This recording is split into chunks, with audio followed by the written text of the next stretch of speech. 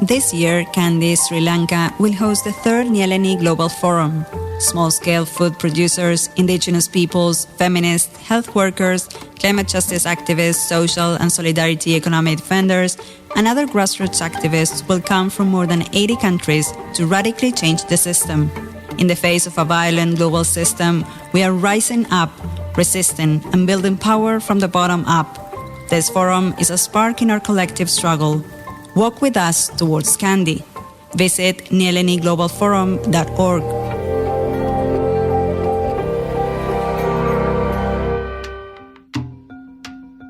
Hi everyone, I'm Pınar from World Match of Women from Turkey. And here this year, Kandy, Sri Lanka will host the third Nyeleni Global Forum for Food Sovereignty. And small-scale food producers, indigenous peoples, feminists, health workers, climate justice activists, social and solidarity economy builders, and other grassroots actions are coming together from over 80 countries to radically change the system. Now we are facing a violent global system, but we are rising, we are resisting, and building power from below. This forum will be a spark in our collective struggle. Walk with us on the road to Kandy. Now we are together with Marcos. Could you please introduce us yourself? Hello, Pinar. I am Marcos Filardi. I am a human rights and food sovereignty lawyer, and I have the privilege of representing the People's Health Movement in the Global Steering Committee of the Third Nyeleni Well process. Thank you so much. And I would like to ask firstly, how does the People's Health Movement see the relationship between food sovereignty and right to health? I mean, especially in the context of corporate control over the food systems and the impacts on the marginalized communities, because I know that you are working with the marginalized communities as well. Well, actually, as part of our global campaign for right to health for all, we understand that in order to achieve health for all, we need to deal with food as the greatest determinant of health. And this is the reason why in our People's Health Assembly number 4 that took place in Bangladesh, we set up a working group, a specific circle, global circle on food sovereignty and nutrition.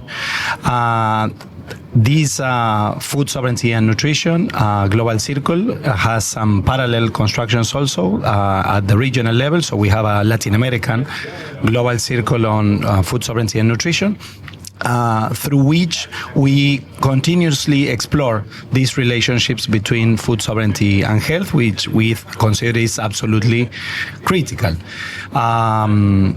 And actually, in our People's Health Assembly number 5 that took place in Mar del Plata in Argentina, we decided to be an active part of this Third Nyeleni process, contributing with our view on integral health as part of our collective struggle.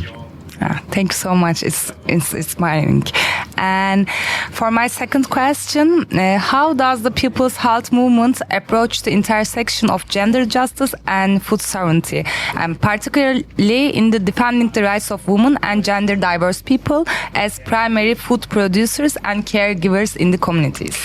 Well, actually, when we talk about food sovereignty in PHM's view, we are talking about a paradigm in the end of life of conceiving our role in our territories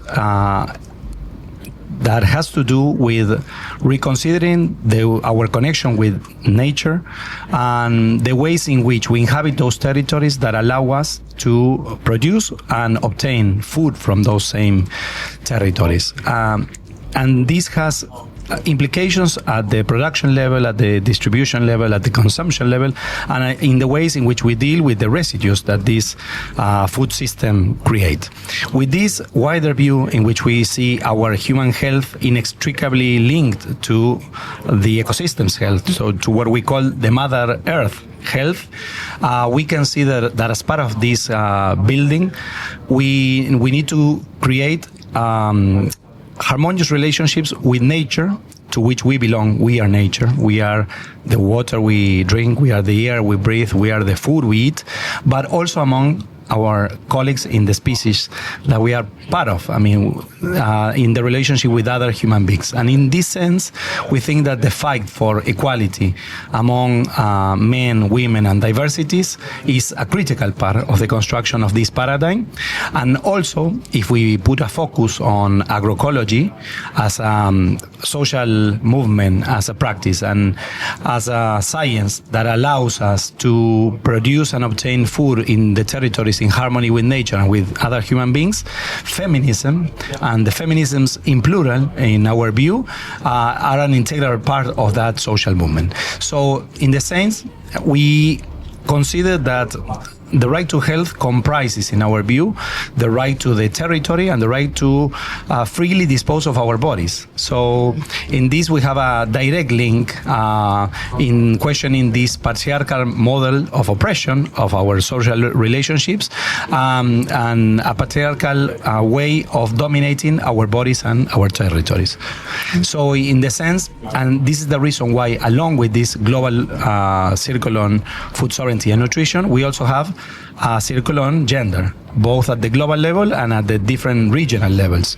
And the idea is that these different circles do not work in silos, but we work interconnected, we work on an intersectional approach.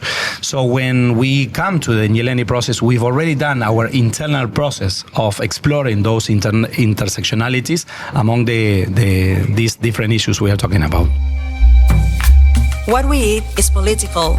With food sovereignty and health for all, we defend our bodies, our territories, our dignity. Healthy food for everyone. Towards the third Nyeleni Global Forum, we go further together.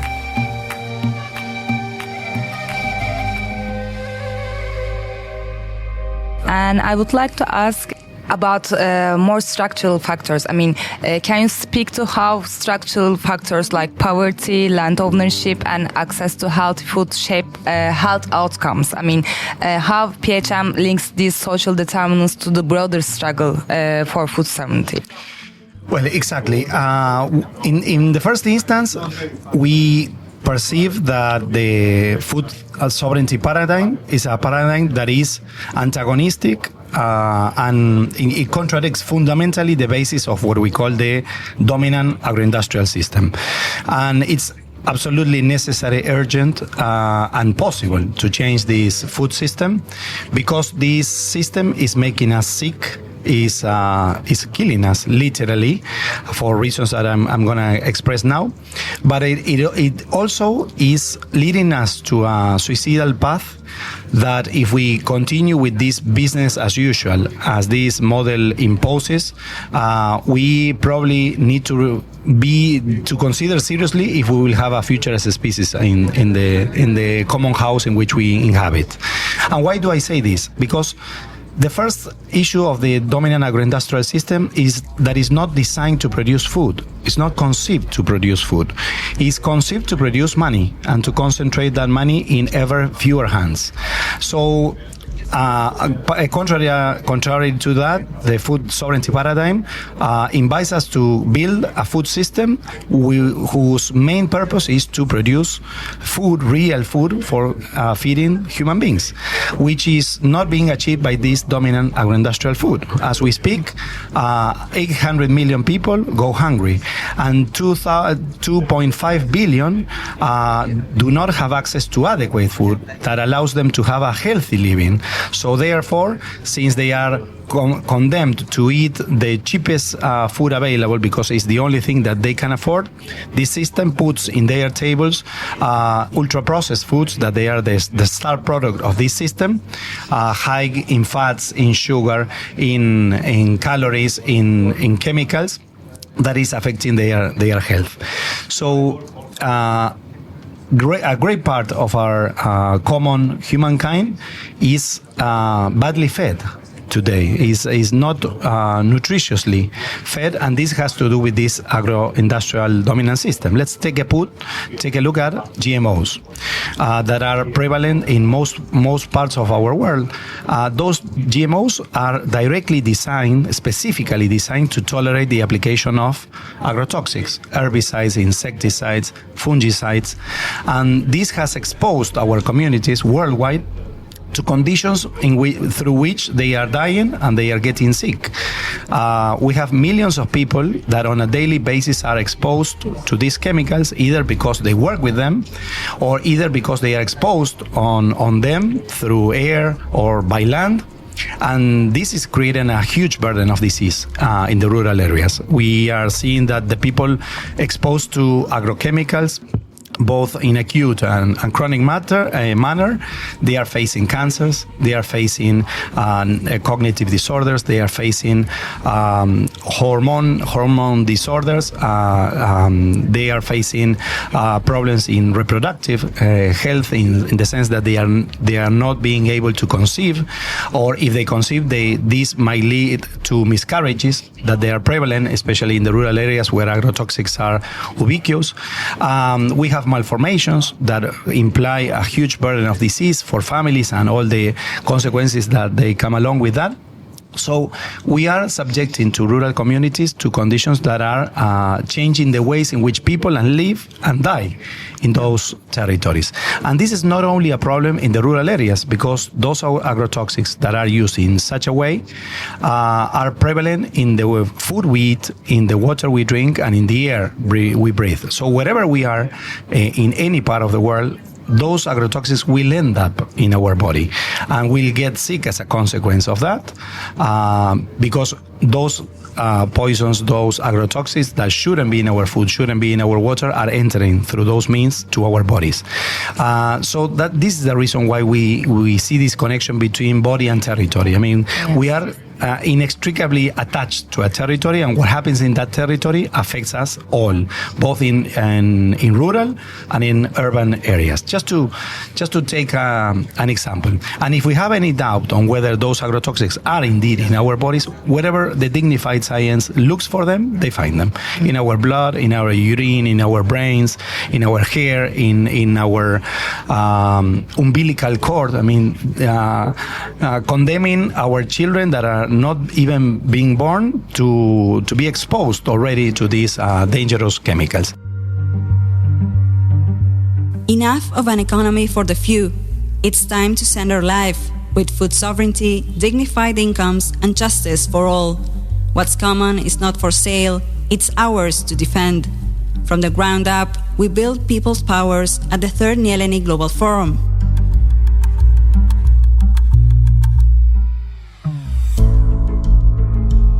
At the same time, we need to analyze the situation of the industrial meats that we are producing, because what we have been doing is selecting very homogeneous species of animals, and therefore very vulnerable because of this homogeneity, and we are secluding them in very small spaces and in conditions that are affecting their immune system, because they are under stress conditions, and in order to prevent disease in those circumstances, and in order to allow these animals to grow faster, in order to send them to the market, we apply systematically and structurally hormones, antibiotics and antivirals. Those medicines pass to the meats and milk of those animals, which we later eat, and then the rest is poured on the soils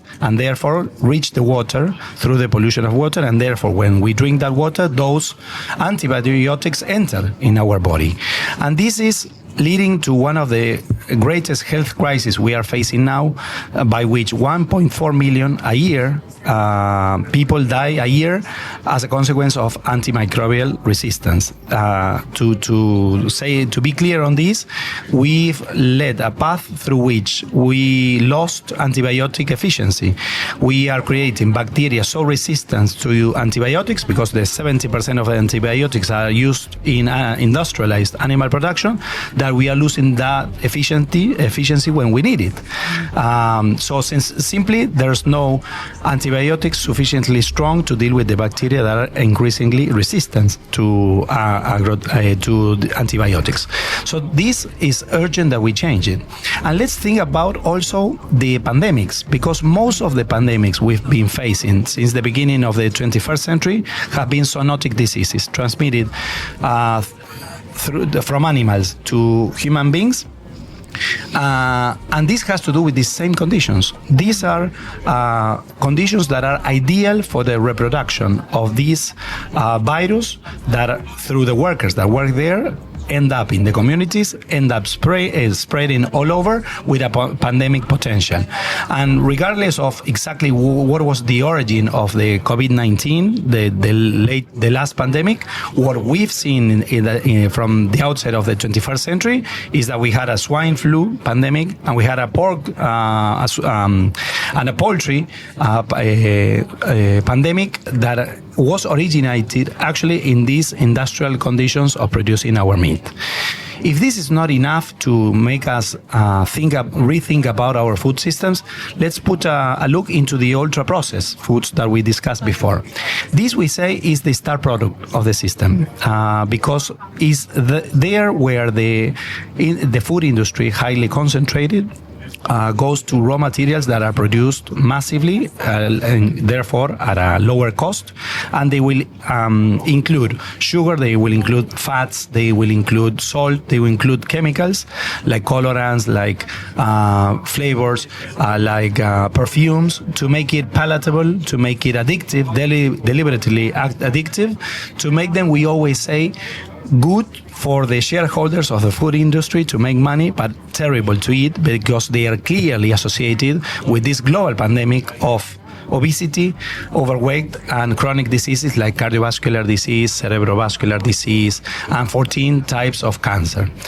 So, and if this is not enough, let's take a look also at the first food, the only human food that we have, which is breastfeeding. This is the best food we can offer our babies, and sadly, most of our babies are not being fed currently on a worldwide basis with this unique, marvelous human food, but rather on commercial formulas that are an expression of an ultra-processed food like the others, where we are finding toxic metals, we are finding microplastics, among other dangerous substances for our babies.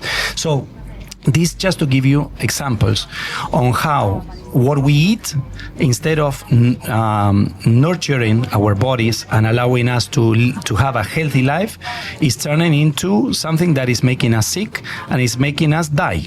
Actually, if we take into account, what we see is that 75% of the disease, of the causes of death that we have worldwide are linked to chronic diseases. And not only chronic diseases, but as I said, also transmittable diseases like the zoonotic disease we described.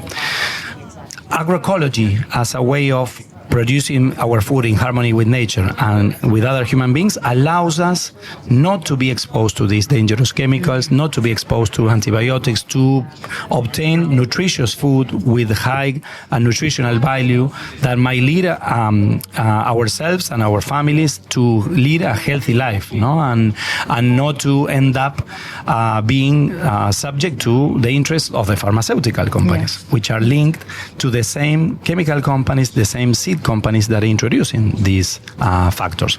We always say in an example, the same company that introduces glyphosate is the same company that later is the leader in the sales of chemotherapy, right? So it's a vicious cycle that is designed exclusively to create profits and to concentrate those profits in fewer and fewer corporations and hands. Yeah. So we need definitely dramatically, radically to change this food system with a system that promotes agroecology, that puts in the center the production of real food to attend the needs of the human beings, to localize our foods, because this food system is completely dependent on oil and gas. It was shaped by the oil industry exactly to be dependent on those inputs like chemical fertilizers, like agrotoxics, like machinery dependent on fossil fuels, like packaging, like refrigeration based on fossil fuels all over. So we need to get fossil fuels out of our food system if we honestly want to keep on living in the same territories we inhabit. And also, food sovereignty invites us to reconsider the situation of our common goods. We don't speak about resources, we speak about common goods, water, soil, the seeds, the food itself. Our common goods are human rights, and our greatest struggle is to guarantee that they are accessible to all, because this has to do with the possibility of human beings worldwide to live directly associated to their right to life and to lead a healthy life, no? To achieve their human right to health. Yeah, thank you so much for your that data-supported inputs and experienced, and depending on experienced input. And I would like to ask, as a last thing, is there a story you love to share where agroecology became a powerful solution to a major health-related issue, whether it could be malnutrition, environmental pollution, poverty, or something else? If you can share with us. Well, actually, on a daily basis, every day we have peasants and we have farmers that are abandoning this conventional way of production because it's not satisfying their needs, and they are shifting to agroecology. And we've been able to prove already that agroecology is not only possible, necessary, and urgent, but it's taking place in all over the world, in all of our countries, in different scales, for different crops, and not only is allowing to obtain food without harming our Mother Earth and our other human beings, reducing conflict, but also is allowing the people to settle in the territories, not to be forced to live like it happens in the dominant system, protecting our common goods like forests, like wetlands, protecting the water, protecting the soil, and also achieving social justice, allowing the peasant communities to have a dignified life in those territories. And thank you so much for your contribution. And everyone, this was the one more voice in the rising tide toward the Third Millennium Global Forum. We communicate to resist, we dream to transform, and we will keep meeting in our territories, in our struggles, and at millenniumglobalforum.org. See you in the struggle. This was one more voice in the growing tide ahead of the third Nyeleni Global Forum. We communicate to resist, we dream to transform. We will continue to meet in the territories, in the struggles, and at nyeleni globalforum.org.